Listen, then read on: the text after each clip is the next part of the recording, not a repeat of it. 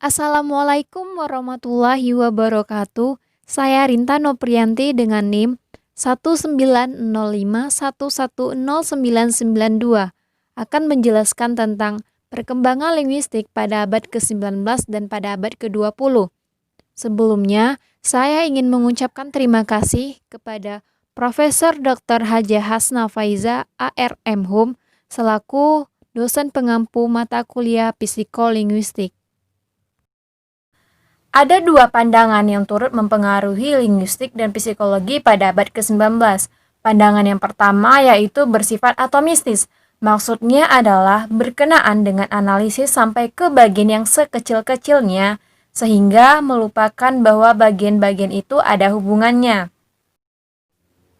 Pandangan yang kedua yaitu bersifat holistik. Maksudnya adalah berhubungan dengan sistem keseluruhan sebagai satu kesatuan yang lebih dari sekedar kumpulan bagian. Nah, pada pandangan kedua ini melahirkan apa yang disebut dengan rasionalisme, nativisme, dan idealisme. Pertama, rasionalisme. Rasionalisme adalah paham yang menganggap bahwa pikiran dan akal merupakan satu-satunya dasar untuk memecahkan kebenaran yang terlepas dari jangkauan indera, atau paham yang mengutamakan kemampuan akal daripada emosi. Yang kedua, nativisme. Nativisme adalah sikap atau paham suatu negara atau masyarakat terhadap kebudayaannya sendiri berupa gerakan yang menolak pengaruh, gagasan, atau kaum pendatang. Yang ketiga, idealisme. Idealisme adalah aliran ilmu filsafat yang menganggap pikiran atau cita-cita sebagai satu-satunya hal yang dapat dicamkan atau dipahami. Pada awal abad ke-20, muncul aliran baru dalam bidang linguistik. Aliran baru tersebut adalah aliran strukturalisme yang muncul pada tahun 1870 sampai 1900. Aliran ini dipelopori oleh Wundt, Titchener, Stam, dan Calpe. Kemudian pada tahun 1910 sampai 1965 muncul lagi aliran baru dalam linguistik yaitu aliran behaviorisme.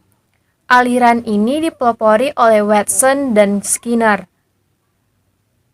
Aliran-aliran baru tersebut mempengaruhi ahli bahasa. Berbeda dengan pandangan behavioristik ini, di Amerika Serikat muncul pandangan baru, yakni pandangan mentalistik, yang dipelopori oleh Noam Chomsky yang mengemukakan pandangan baru dalam linguistik di dalam bukunya yang berjudul Syntactic Structure pada tahun 1957. Chomsky membedakan kompeten dan performance. Kompeten atau kompetensi yaitu pengetahuan teoritis yang dimiliki oleh penutur bahasa, sedangkan performance atau keterampilan yaitu menggunakan bahasa yang dikuasai berdasarkan pengetahuan teoritis bahasa yang dikuasai. Kompetensi berada di otak, sedangkan performansi berada di luar seperti yang kita saksikan apabila seseorang menggunakan bahasanya. Dihubungkan dengan psikolinguistik dengan cara bagaimana pengetahuan teoritis itu diperoleh, dengan cara bagaimana ia digunakan dan bagaimana proses pembentukan gramatikal itu berlangsung di otak, baik pada pembicara maupun pada pendengar. Sekian penjelasan dari saya, lebih dan kurang mohon maaf. Wassalamualaikum warahmatullahi wabarakatuh.